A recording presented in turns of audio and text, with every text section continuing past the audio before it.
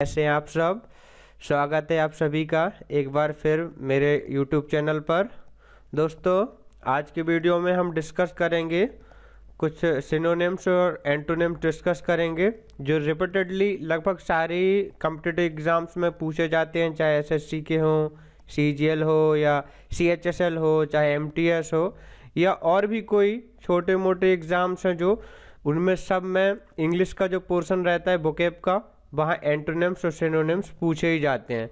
तो इस वीडियो में कुछ एंटोनिम्स के साथ मैं सिनोनिम्स दोनों डिस्कस करूँगा जो रिपीटेडली एग्ज़ाम में आए भी हैं और आगे भी आते रहेंगे। तो स्टार्ट करते हैं। फर्स्ट नंबर पे है एफ्लुएंट।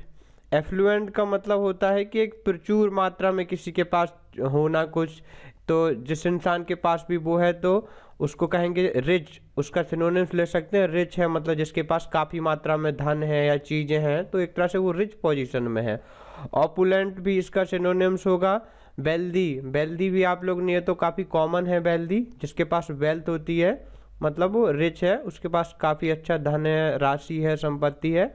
और प्रॉस्परस, प्रॉस्परस का भी वही मतलब है जो अच्छी कंडीशन है, आर्थिक रूप से, फाइनेंशियल रूप से अच्छा है उसका हालत। इसका एंटोनिम्स देख लेते हैं। रिच का सीधा एंटोनिम्स पुअर हो जाएगा। इम्पावरिश्ड भी इसका एंटोनिम्स होता है, जिसके पास धन नहीं है, गरीब है, निर्धन है, वो इम्पावरिश्ड हो जाएगा। इंडिजेंट भी इसी का एंटोनिम्स हो जाएगा। इंडिजेंट भी मतलब गरीब है। और डेस्टिट्यूट, डेस्टिट्यूट भी मतलब है एक तरह से गरीब, बेचारा, बेसहारा, डेस्टिट्यूट होता है। नेक्स्ट है ऑब्लिगेटरी। ऑब्लिगेटरी का मतलब होता है दोस्तों जो चीज़ हमारे लिए करना अनिवार्य है, जरूरी है, जिसको टाला नहीं जा सकता, वो ऑब्लिगेटरी है, जरूरी है। इसका सिनोनिम्स देखते हैं। सबसे पहले लिखा है मैंडेटरी। मैंडेटरी का मतलब आवश्यक है, नेसेसरी भी जरूरी है, कंपलसरी, चीज़ों का कंपलसरी होना। और इम्पेरेटिव, इम्पेरेटिव का मतलब है कि आवश्यक, जरूरी। इसके एंटोनिम्स में देख लेते हैं। तो ऑब्लिगेटरी, मैंडेटरी, नेसेसरी, इनके नीचे एंटोनिम्स लिखे रखे हैं दोस्तों। हर एक सवाल में वर्ड में मैंने नीचे एंटोनिम्स लिखा है, शुरू में उसके सिनोनिम्स लिखे हैं। जो सामने लिखा है वो सिनोनिम्स है, जस्ट उसके नीचे शॉर्ट में ANT करके लिखा है, वो एंटोनिम्स लिखे हुए हैं। तो आप चाहें तो इसका स्क्रीनशॉट ले लें या साथ साथ मेरे अपनी नोटबुक में भी बना के लिख सकते हैं, मैंने अलग से लिख रखे हैं एंटोनिम्स भी। तो ऑब्लिगेटरी मतलब आवश्यक और अनिवार्य होता है, तो उसके एंटोनिम्स में होगा ऑप्शनल, यानी कि आपके पास विकल्प है या वैकल्पिक होना चीज़ों को, तो बहुत ज़रूरी नहीं है कि आप करें ही। वॉलंटरी, वॉलंटरी वो होता है जो हम अपनी मर्जी से करना चाहें, हमें करना है तो करें, नहीं करना है तो नहीं करें, तो वो मैंडेटरी नहीं है। इसी तरह से नेक्स्ट है एग्जेम्पशन। एग्जेम्पशन का मतलब है कि आपको छूट मिल जाए किसी चीज़ में। एग्जेम्प्टेड फ्रॉम समथिंग मतलब कि आपको छूट मिली है किसी चीज़ में, और जब छूट नहीं मिली है यानी ऑब्लिगेशन है, ऑब्लिगेटरी है, करना ही पड़ेगा, तो उसका एंटोनिम्स हो जाएगा एग्जेम्पशन, ऑब्लिगेटरी का। डिस्क्रिशनरी, डिस्क्रिशनरी का मतलब भी है कि आपके मन मुताबिक है, आप करना चाहें करें, ना करना चाहें ना करें, कोई अनिवार्य नियम या वो चीज़ लागू नहीं होती यहाँ पर, वो डिस्क्रिशनरी होता है। नेक्स्ट चलते हैं मर्सी। मर्सी का मतलब होता है दया भाव, या किसी के प्रति दया का भाव रखते हैं, दयालुता का भाव रखते हैं, उसका सिनोनिम्स देखते हैं। काइंड, काइंड तो आप काफ़ी कॉमन वर्ड है, दयालु होना। नेक्स्ट चलते हैं क्लीमेंसी। क्लीमेंसी का मतलब भी यही होता है, दयालु है जो, क्लीमेंट इंसान है जो दया है उसमें। पिटी का मतलब भी है किसी पर तरस खाना, दया करना। कंपैशन का भी मतलब होता है सामने वाले की, किसी और की पर्सन की अगर हम समझते हैं कि उसकी कैसी हालत है, वो खराब स्थिति में है, तो उसके लिए एक एम्पैथी का भाव आता है। सिंपैथी की तरह है एम्पैथी, दोनों एक सिनोनिम्स ही हैं। और बेनेवोलेंस, बेनेवोलेंस का मतलब भी है दयालु भाव का, किसी के दर्द को समझना, किसी के दुख को समझना, ये सारे मर्सी के सिनोनिम्स हो जाएंगे। और एंटोनिम्स में क्या है, एंटोनिम्स में मेलेवोलेंस, तो ये बेनेवोलेंस है, जैसे बेने बेने मतलब एक रूट वर्ड है, हर जगह कहीं भी बेने से शुरुआत होगी किसी भी वर्ड की, तो इसका मतलब है कि अच्छा, अच्छी वर्डिंग है ये। बेनेडिक्शन हो गया तो आशीर्वाद होता है बेनेडिक्शन। बेनेवोलेंट का मतलब है दयालु होना। और मेले से अगर कोई शुरू होता है तो ये नेगेटिव अर्थ देता है। मेलेवोलेंस का मतलब है उसमें किसी तरह की दया का भाव नहीं है, वो बहुत रूड है। क्रूअल्टी लिखा हुआ है, क्रूअल है उसका भाव। ब्रूटलिटी का मतलब बहुत बेरहमी से चीज़ों को करता है करने वाला। बारबरिक होता है ना कि बारबरिक नेचर है, बहुत मतलब जानवरों की तरह बिहेव करने वाला, ह्यूमन की तरह बिहेव नहीं करता है। तो ब्रूटलिटी, बारबरिटी, मेलेवोलेंस और क्रूरल्टी ये मर्सी के एंटोनिम्स हो जाएंगे। नेक्स्ट है ओडासियस। ओडासियस का मतलब होता है कि बहादुरी या साहस होना। तो इसके सिनोनिम्स में देखते हैं बोल्ड। बोल्ड का मतलब बहादुरी होता है। कैंडिड, कैंडिड मतलब जिसमें किसी तरह का भय नहीं, हाईली कॉन्फिडेंट है जो। ब्रेव बहादुर होता है। बेलियंट का भी है, अदम्य साहस जिसको कहते हैं वो बेलियंट है। ब्रेजन का भी मतलब जो कभी डरता नहीं है किसी भी चीज़ से, किसी भी काम को करने के लिए हरदम तैयार रहता है। और इंट्रेपिड, इंट्रेपिड भी यही होता है कि डरता नहीं है, हर चीज़ के लिए सामना करने के लिए तैयार रहना। इसके एंट्रेंस में देखते हैं लिखा है कावर्ड। कावर्ड तो हम लोग को पता ही है, कॉमन वर्ड है ये। कावर्ड का मतलब कायर होना। ट्रेपिड का मतलब डरपोक। ये इंट्रेपिड का ही डायरेक्ट एंटोनिम्स है, आगे IN लग जाएगा तो इसका एंटोनिम्स हो जाएगा। इंट्रेपिड मतलब कोई डर नहीं है, ट्रेपिड का मतलब है डरना। टिमिड, टिमिड भी कायर होता है, कायर होना, डरपोक होना। मीक, मीक का मतलब बहुत मतलब सकुचाना, संकोच में करना, डर जैसा, झेपने जैसा भाव होता है। शाय भी होता है, शर्मीले मिजाज का जो खुल के ना बोल पाए ना खुल के कोई काम कर पाए, मतलब बहुत कॉन्फिडेंट नहीं है, अब हरदम सहमा रहे। ये मीक और शाय दोनों ही इस तरह के सिनोनिम, इन दोनों के सिनोनिम्स हैं और ऑडासियस के एंटोनिम्स हैं। नेक्स्ट है सैंग्विन। सैंग्विन का मतलब है कि बहुत क्लियर रहता है, अपनी सोच को लेके बिल्कुल स्पष्ट होना, एक पॉजिटिव सोच रखना। तो इसके सिनोनिम्स देख लेते हैं। पहले लिखा है कॉन्फिडेंट होना। ऑप्टिमिस्टिक, ऑप्टिमिस्टिक होता है आशावादी होना। होपफुल मतलब आशा रखना, होप से बना है होपफुल। एनर्जेटिक का मतलब एक पॉजिटिव वेव्स देने वाला, हमेशा कॉन्फिडेंट रहने वाला, ये सैंग्विन होता है न। इसका एंटोनिम्स देखते हैं। एंटोनिम्स में पैसिमिस्ट। पैसिमिस्ट ऑप्टिमिस्ट का अपोजिट होता है। पैसिमिस्ट होता है निराशावादी, हमेशा मतलब नेगेटिविटी ढूंढने वाला, चीज़ों में जो नकारात्मक भाव रखता हो। डुबियस का मतलब है कि कुछ भी उसका क्लियर नहीं है, कभी किसी तरह का सोचता है कभी किसी तरह का सोचता है, मतलब अपने डिसीजन मेकिंग को लेके हरदम कंफ्यूज रहता है। कंफ्यूज लिखा है आगे, कॉन्फिडेंट नहीं है, जल्दी डिसीजन नहीं कर पाता है, उसका एक कोई निश्चित स्टेबिलिटी नहीं है, प्लेटफॉर्म नहीं है, वो इसके एंटोनिम्स में हो जाएगा। पैसिमिस्ट होना, डुबियस होना, डिसीजन जल्दी ना कर पाना, कंफ्यूज होना। नेक्स्ट है सेगासियस। सेगासियस का मतलब होता है बुद्धिमान, बहुत अक्लमंद होता है जो। सिनोनिम्स में देखते हैं वाइज। वाइज का बुद्धिमान होता है। प्रूडेंट मतलब अच्छे विवेक वाला, विवेक होता है जिसमें। इंटेलिजेंट होता है। एस्ट्यूट, एस्ट्यूट का मतलब है बहुत कुशाग्र बुद्धि वाला। इरूडाइट, इरूडाइट का मतलब है कि ये भी सेगेसियस का ही सिनोनिम्स होगा। इरूडाइट का मतलब काफ़ी पढ़ा लिखा है, जिसको चीज़ें आती हैं, समझदार है बहुत ज़्यादा। स्कॉलर का मतलब तो सीधा ही है, जो काफ़ी पढ़ा लिखा है और उसको बहुत ज़्यादा ज्ञान है, चीज़ों की समझ है। एंटोनिम्स में देखते हैं सेगेसियस का एंटोनिम्स होगा फूलिश यानी मूर्ख, जिसको कुछ समझ नहीं आता। डम का मतलब भी ऐसे ही है, बिल्कुल कुछ समझ नहीं आता है, बुद्धि से हीन है। मोरोन का मतलब भी बेवकूफ़ होता है। डंस और डोल्ट भी फूलिश के सिनोनिम्स हो जाएंगे और सेगेसियस के एंटोनिम्स हो जाएंगे। जो बिल्कुल निकम्मे हैं, जिनको किसी तरह का अकल नहीं है, कुछ सूझता नहीं है, वो है फूलिश, डम, मोरोन, डंस और डोल्ट। नेक्स्ट है डिसेमिनेट। डिसेमिनेट का मतलब होता है कि किसी भी चीज़ का प्रचार प्रसार करना, उसको जितना ज़्यादा से ज़्यादा फैलाना, वो होता है डिसेमिनेट करना।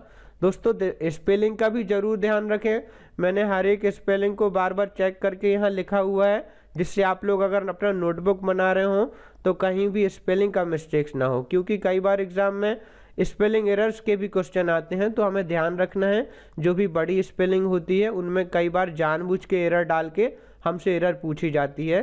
तो दोस्तों अगर आप नोटबुक बना रहे हो तो स्पेलिंग को जरूर से ध्यान से लिखें।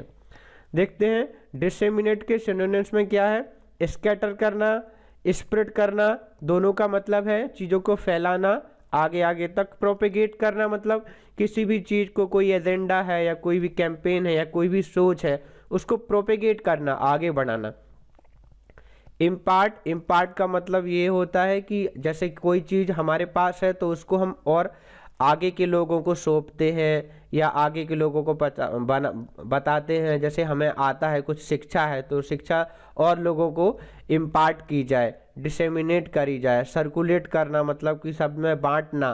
ट्रांसमिट करना मतलब एक जगह से दूसरी जगह पहुंचाना, एक ही जगह ज्ञान का संचार ना हो। हम जितना ज़्यादा और लोगों को अपना ज्ञान देंगे, पढ़ाएंगे तो उतना ही अच्छा होगा। उसी सेंस में ये मतलब है ट्रांसमिट करना, डिसेमिनेट करना। इसका एंटोनिम्स देख लेते हैं।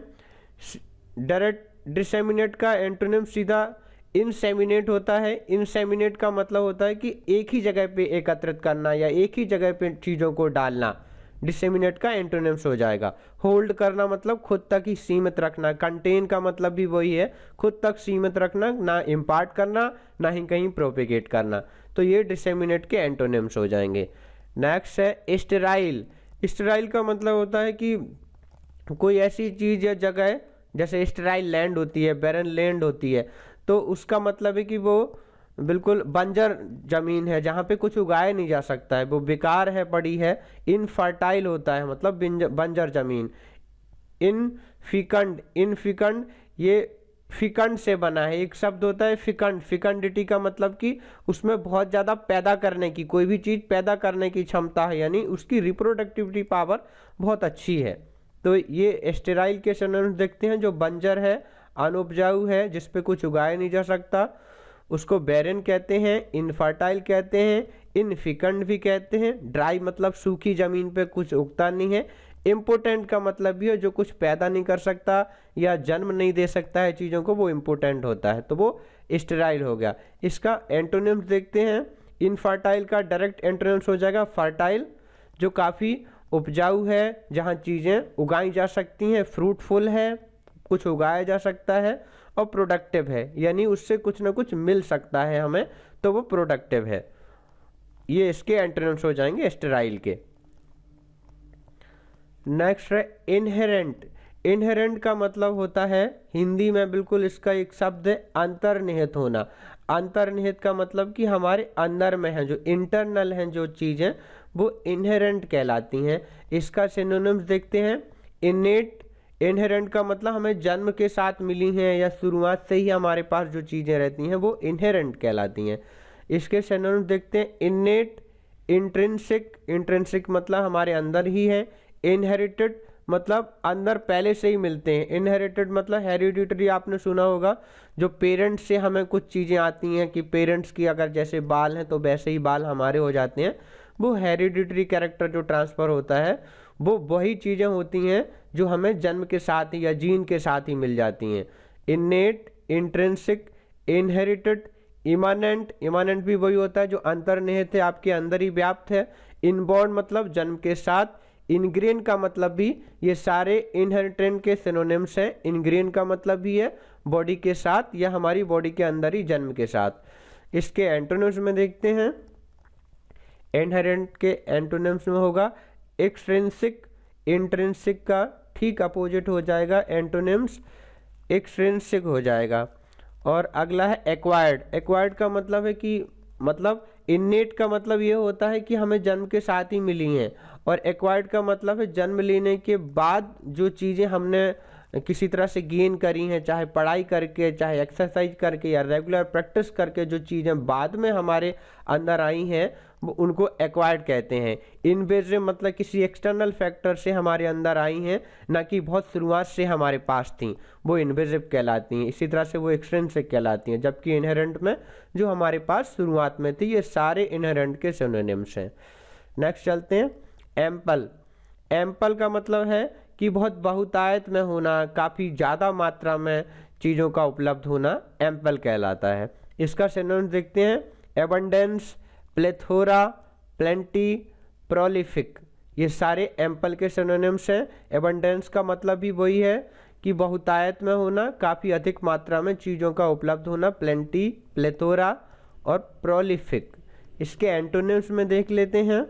इसका एंटोनिम्स होगा डेफिशिएंसी, यानी चीज़ों की कमी है। स्कैरसिटी, कमी, अभाव है इन चीज़ों का। पॉसिटी भी यही होता है कि चीज़ों की कमी होती जा रही है, चीज़ें घटती जा रही हैं। स्कैंटी भी इसका ही डेफिशिएंसी और स्कैर्सिटी का सिनोनिम्स हो जाएगा, और एम्पल और एबंडेंस का एंटोनिम्स हो जाएगा। एक बार फिर देख लेते हैं इसके एंटोनिम्स क्या है। डेफिशिएंसी होना यानी अभाव हो गया है, चीज़ों की कमी हो गई है। लैक भी होता है एक, जो इसमें लिखा नहीं है, लैक हो जाता है चीज़ों का due to lack of knowledge, यानी ज्ञान के अभाव के वजह से। Scarcity, paucity, scanty. Next word की तरफ चलते हैं। फटीग। फटीग का मतलब ये होता है कि बहुत थका हुआ इंसान, मतलब उसकी पूरी एनर्जी ख़त्म हो गई है, अब उसमें किसी भी तरह का एक्टिव या कुछ भी एक्टिविटी करने की हिम्मत नहीं रह गई है, वो फटीग होता है। फटीग का देखते हैं क्या सिनोनिम्स लिखा है। लेसीट्यूड। लेसीट्यूड का मतलब बिल्कुल आलसी हो गया है, बिल्कुल ख़त्म हो गया है, बिल्कुल एनर्जी नहीं रह गई। लेथार्जिक भी लेजी होता है। एग्जॉस्टेड मतलब the whole energy burned out, पूरी एनर्जी खत्म हो गई है, अब खत्म है। लैंगर का मतलब भी यही होता है, बिल्कुल आलसी, अब बिल्कुल एक भी कदम नहीं चल सकता, उठ नहीं सकता कहीं भी, वो इंसान लैंगर इंसान कहते हैं। टॉरपोर का मतलब भी यही होता है। टॉरपोर का मतलब कि अब बहुत ज़्यादा थक गया है, उसको कुछ करने की इच्छा नहीं है। स्टुपोर भी फटीग का ही सिनोनिम्स होगा, टॉरपोर, स्टुपोर। इसके एंटोनिम्स में देख लेते हैं। एंटोनिम्स में एजाइल। एजाइल का मतलब होता है जो काफ़ी चुस्त है, फुर्तीला है, बहुत एक्टिव है, चीज़ों को भाग भाग के या दौड़ के कर सकता है, वो एजाइल है, कभी थके ना जो। बिगर का मतलब भी है बिगरस, इससे और एक शब्द बनता है बिगरस, मतलब हाईली एनर्जेटिक, हरदम काम करने के लिए उत्साहित रहना, एक एनर्जी होना। विवासियस भी यही होता है, जिसमें बहुत अच्छा आवेश है, काम करने की स्फूर्ति है, विवासियस होता है। इंथुजियास्टिक का मतलब भी वही होता है, काम करने के लिए उत्सुक होना, ईगर होना, एक बहुत ज़्यादा एनर्जी का अंदर से आना। ये सारे फटीग के एंटोनिम्स हो जाएंगे, ये काम करने की बहुत ज़्यादा एनर्जी और इच्छा इनमें होनी चाहिए। रैप्चरस का मतलब क्या होता है। रैप्चरस का मतलब होता है बहुत खुशनुमा होना, काफ़ी हैप्पी होना। ये इसके सिनोनिम्स देखते हैं। रैप्चरस के सिनोनिम्स हैं हैप्पी होना।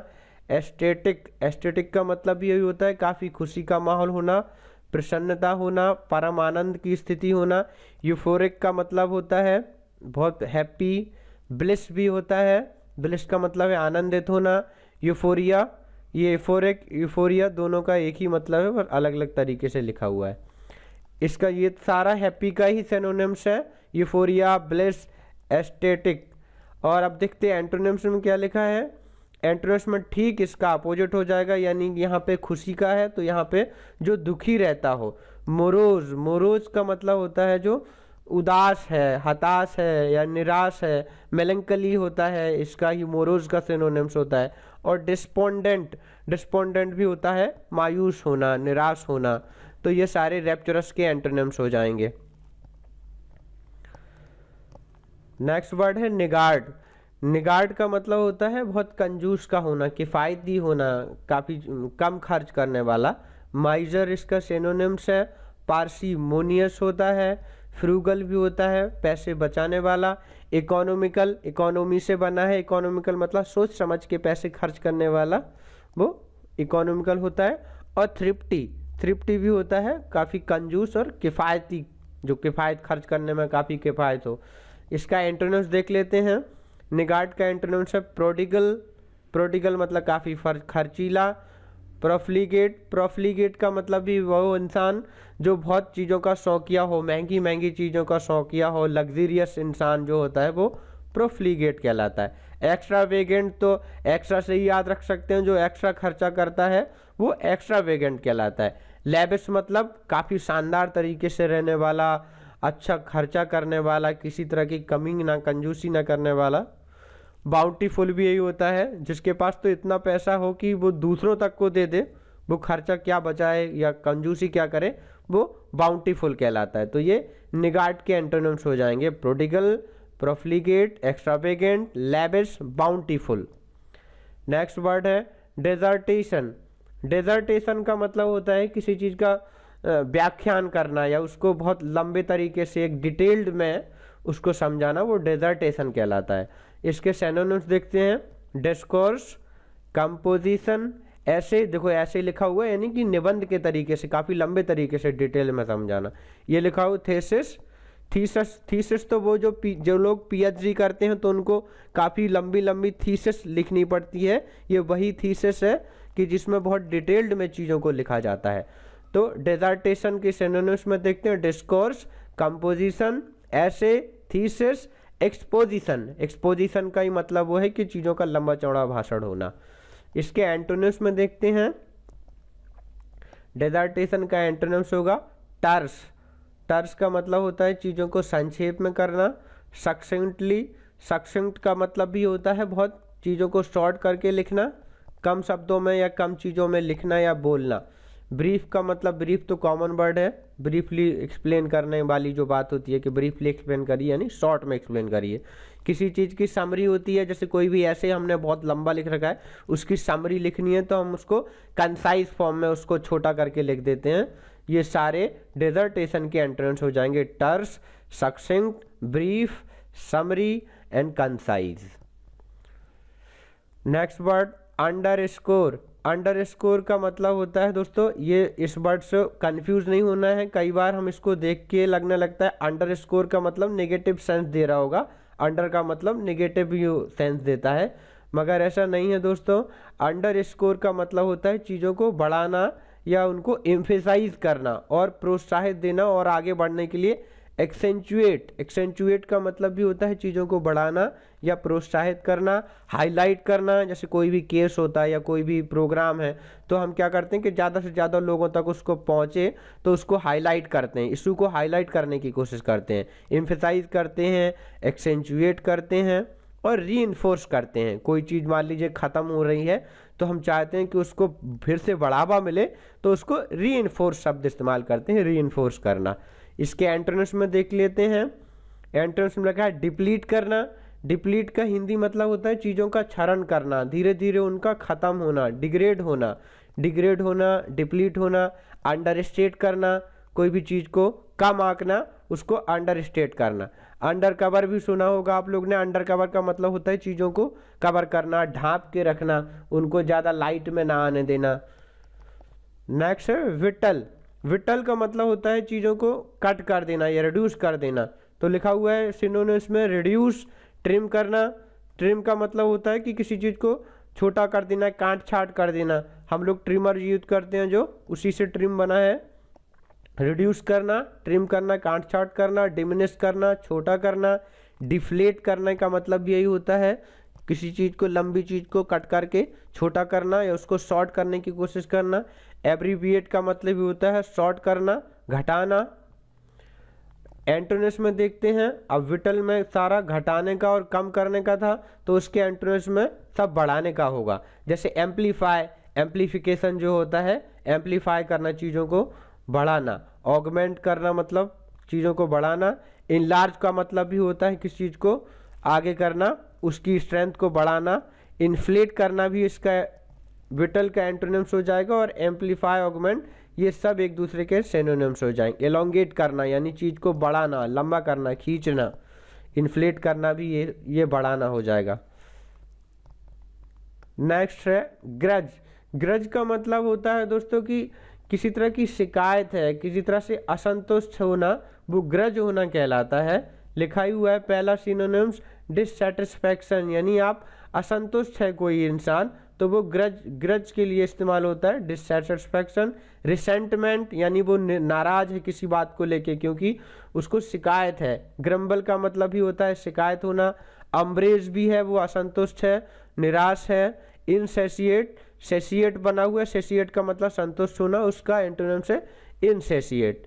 देखते हैं नीचे एंटोनिम्स में लिखा हुआ कंटेंटमेंट। कंटेंटमेंट का मतलब होता है हिंदी में संतुष्टि।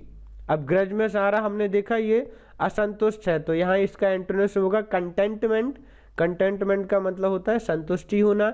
सेसिएट का मतलब भी होता है कि आप संतुष्ट हैं। जैसे आप कोई कहे अब मुझे नहीं चाहिए तो ही गेट सेसिएटेड, यानी अब उसका पूरा हो गया, अब उसको किसी तरह का और शिकायत या ऐसा संतोष नहीं है कि उसे कम मिला। ऐसे ही ग्रेटिफिकेशन का भी मतलब है वो पूरी तरह से संतुष्ट है, कोई शिकायत नहीं रह गई है। ये ग्रज के एंटोनिम्स हो जाएंगे। नेक्स्ट है कैमोफ्लेज। कैमोफ्लेज का मतलब होता है एक तरह से छल करना या असली चीज़ों को छुपा लेना और किसी तरह का बहरूपिया होके चीज़ों को प्रदर्शित करना, वो कैमोफ्लेज कहलाता है। तो डिस्गाइज का मतलब भी होता है कोई और प्रदर्शित हो रहा है, असली चीज़ या असली वजह नहीं दिखाई दे रही है, वो डिस्गाइज करना कहलाता है। डिसम्बल करना भी यही होता है, किसी की आंखों में धूल झोंक देना या उसके साथ छला बरन कर देना। मेंडासियस भी होता है, वो इंसान जो अपनी असली पहचान को छुपा के रखता है, वो मेंडासियस कहलाता है। मैस्करेड भी कैमोफ्लेज का ही सिनोनिम्स है। एक तरह से मुखौटा लगा के रखा है उसने अपने चेहरे पे, तो उसका सही चेहरा नहीं दिख रहा है, ये होता है कैमोफ्लेज। इसके एंटोनिम्स में देखते हैं, जो जेन्युइन है, जो एक्सपोज है, जो रिवील्ड है, किसी तरह का सीक्रेट या उसने किसी भी तरह का छुपा के नहीं रखा है, जो भी उसका जेन्युइन है उसी को एक्सपोज करा है और रिवील्ड करा है, ये कैमोफ्लेज के एंटोनिम्स हो जाएंगे। नेक्स्ट है एफ्रे। एफ्रे का मतलब होता है कि एक तरह से कहीं लड़ाई झगड़ा हो जाए या अफरा तफरी हो जाए, वो एफ्रे कहलाता है। तो एफ्रे के सिनोनिम्स देखते हैं, काफ़ी सारे सिनोनिम्स हैं, अभी तो और भी हैं दोस्तों। यहाँ तो मैंने सिर्फ वही लिखे हुए हैं जो एग्ज़ाम में आ सकते हैं या आए हुए हैं पहले भी एग्ज़ाम में, मैंने वही लिखे हैं। महम का मतलब होता है कहीं लड़ाई झगड़ा हो जाए, हाथापाई हो जाए, वो महम होता है। स्कफल भी वही होता है, कहीं हाथापाई हो जाए, लड़ाई झगड़ा हो गया। फ्रकास का मतलब भी है शोरगुल जैसी स्थिति हो जाए, बिल्कुल भी शांति न रह जाए। मेली का मतलब भी वही है, अफरा तफरी मच जाना। स्केर्मिसेस आप लोग ने कहीं सुना होगा, जब इंटरनेशनल बॉर्डर्स पे किसी तरह का दोनों तरह से आर्मी मैन की लड़ाई होती है बॉर्डर पे, तो वो स्केर्मिसेस शब्द इस्तेमाल होता है कि उनके बीच में टसल भी लिखा हुआ है।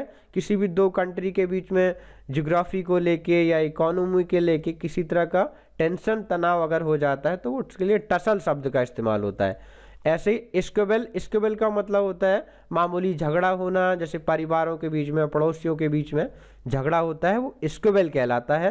तो स्क्वेबल, टसल, स्केर्मिसेस, मेली, फ्रकास, स्कफल, मेहम, ये सारे लड़ाई झगड़ा का होना, शांति ना होना, हल्ला होना, ये सारे उसी के सिनोनिम्स हैं।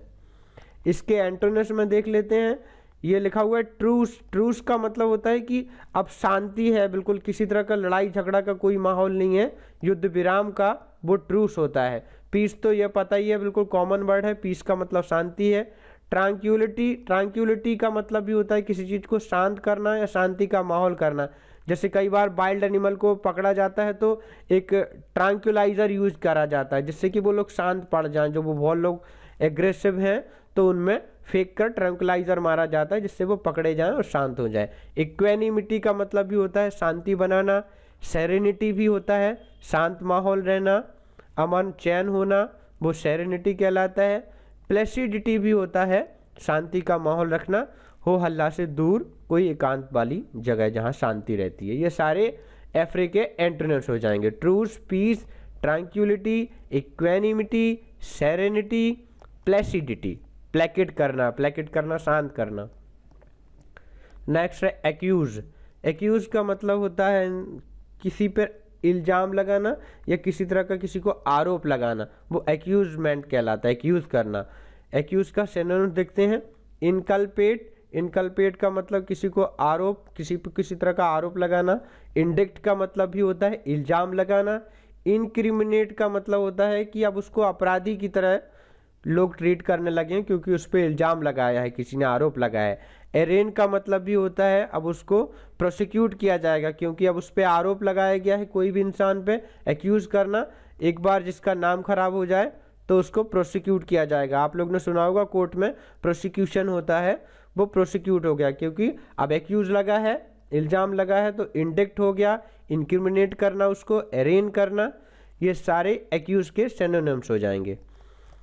इसके एंटोनिम्स में देखते हैं, ठीक इनकल्पेट का जस्ट अपोजिट है एक्सकल्पेट। इनकल्पेट का मतलब किसी पे आरोप लग गया और एक्सकल्पेट का मतलब है कि जो भी आरोप उस पर लगाए गए थे उससे उसको बरी कर दिया, यानी जैसे बाइज्जत बरी कर देना, ये सारे उसी के सिनोनिम्स होंगे। इम्प्यूनिटी का मतलब है किसी भी तरह की दंड से उसको मुक्ति मिल गई, आज़ादी मिल गई। एब्जॉल्व का मतलब भी होता है जब किसी को जेल में डाला जाता है फिर लेकिन वो केस जीत जाता है तो उसको बाहर निकाल दिया जाता है, तो उसके लिए इस्तेमाल होता है एब्जॉल्व होना। एक्विटल भी कई बार आपने पढ़ा होगा, हिंदू में ये आता रहता है, एक्विट करना मतलब उसको बरी कर देना। विंडिकेटेड का मतलब ही होता है बाइज्जत बरी होना, बाहर निकलना। एक्सोनरेटेड का मतलब होता है दंड से मुक्ति मिल जाना, किसी भी तरह का उसका दोष आरोप था, बाइज्जत बरी जो होता है। ये सारे एक्यूज के एंटोनिम्स हो जाएंगे। नेक्स्ट है विरुलेंट। विरुलेंट का मतलब होता है कोई ऐसी चीज जो हानिकारक है, नुकसानदायक है, जहरीली है। यहाँ लिखा हुआ है इसके सिनोनिम्स में पॉइजनस, नॉक्सियस, नॉकुअस। पॉइजनस यानी जहरीली, टॉक्सिक लिखा हुआ है, टॉक्सिक तो जहर होता ही है टॉक्सिक। बेनफुल का मतलब है बिल्कुल भी फायदे का नहीं है यानी नुकसानदेह है, वो बेनफुल कहलाता है। परनिशियस का भी है, जोखिम भरा हुआ, बहुत ज़्यादा खतरनाक हो सकता है किसी के लिए, तो वो विरुलेंट होता है यानी खतरनाक होना, जहरीला होना, बिल्कुल हानिकारक होना। ये होते हैं नॉक्सियस, नॉकुअस, पॉइजनस, टॉक्सिक, बेनफुल, परनिशियस। इसके ठीक एंटोनिम्स में देखते हैं, यानी जो हमारे लिए लाभदायक होगा वो इसके एंटोनिम्स होगा। तो सेलुब्रियस, सेलुब्रियस का मतलब होता है हमारे लिए लाभकारी होना, फायदेमंद होना। सेल्यूटरी भी वही होता है। होलसम का मतलब होता है, होलसम का एक एंटोनिम्स होता है, इसमें आगे अन लगा दें, अनहोलसम। यहाँ लिख सकते थे, अभी मैंने लिखा नहीं है। अनहोलसम का मतलब होता है जो हमारे लिए बहुत नुकसानदायक हो सकता है, उसका ठीक एंटोनिम्स हो जाएगा होलसम, यानी हेल्दी है, हमारी सेहत के लिए भी फायदेमंद है, वो हेल्दी हो जाएगा। तो विरुलेंट के एंटोनिम्स में हो जाएगा सेलुब्रियस, सेल्यूटरी, होलसम, हेल्दी। नेक्स्ट चलते हैं। नेक्स्ट है इम्पेकेबल। इम्पेकेबल का मतलब होता है दोस्तों कोई चीज़ बहुत शुद्ध है या प्योर है, उसमें किसी तरह का दोष नहीं है, वो बिल्कुल परफेक्ट है कोई चीज़, वो इम्पेकेबल कहलाती है। इसके सिनोनिम्स देखते हैं। Immaculate, immaculate, flawless. फ्लॉलेस का मतलब है कि उसमें किसी तरह का फ्लॉ नहीं है, कोई भी दोष नहीं है। फॉल्ट का मतलब दोष होता है, तो फॉल्टलेस है कोई चीज़, वो इमेकुलेट कहलाती है। प्रिस्टीन का मतलब होता है कोई चीज़ बिल्कुल परफेक्ट है, बिल्कुल पवित्र है, उस पर किसी तरह का दाग नहीं है। इररिप्रोकेबल भी इम्पेकेबल का ही सिनोनिम्स है, इररिप्रोकेबल। दोस्तों एक बार मैं फिर कह रहा हूँ, जो स्पेलिंग थोड़ा बड़ी है उनको आप लिख लें, अपनी नोटबुक में नोट डाउन कर लें, क्योंकि स्पेलिंग एरर से भी सवाल बनाया जा सकता है। इररिप्रोकेबल इम्पेकेबल का ही सिनोनिम्स है, इमैकुलेट भी इसी का सिनोनिम्स है। इसके एंटोनिम्स में देख लेते हैं। फिल्दी, फिल्दी का मतलब होता है जो डर्टी है या गंदा है। जैसे यहाँ हमने बात करी है, सारे के सारे साफ हैं, स्वस्थ, बिल्कुल स्वच्छ और साफ हैं, जिनकी बिल्कुल इमेज साफ इमेज वाले हैं, वो इमैकुलेट कहलाते हैं। और फिल्दी का मतलब होता है डर्टी होना। इम्प्योर का मतलब अशुद्ध है, यह हमने बात करी थी, जो बिल्कुल प्योर और परफेक्ट, पायस, प्योर, परफेक्ट, पायस सब इसी के अंदर आएगा। और लेकिन कोई इम्पायस है, अपवित्र है, अशुद्ध है, वो इधर इसके एंटोनिम्स में आ जाएगा। कल्पेबल का मतलब है कि जैसे मैंने यहाँ बताया था, जो दोष से मुक्त है, किसी तरह का दोष नहीं है, लेकिन अगर कोई चीज़ दोषी है, दोष देने लायक है, वो कल्पेबल कहलाती है। गिल्टी लिखा हुआ है, गिल्टी तो आप लोगों को मालूम ही होगा, जिसने कोई दोष किया है, गलती की है, तो वो गिल्ट में रहता है, उससे बना है, ये गिल्टी है। और ब्लेमिश का मतलब भी है कि किसी पे कोई दाग लगाया हुआ है या उसने कोई भी गलत या गंदा काम किया है तो उस पर दाग लगा हुआ है, वो दागी इंसान है, तो वो ब्लेमिश्ड होता है। ये इम्पेकेबल के एंटोनिम्स हो जाएंगे। नेक्स्ट है रेपेशियस।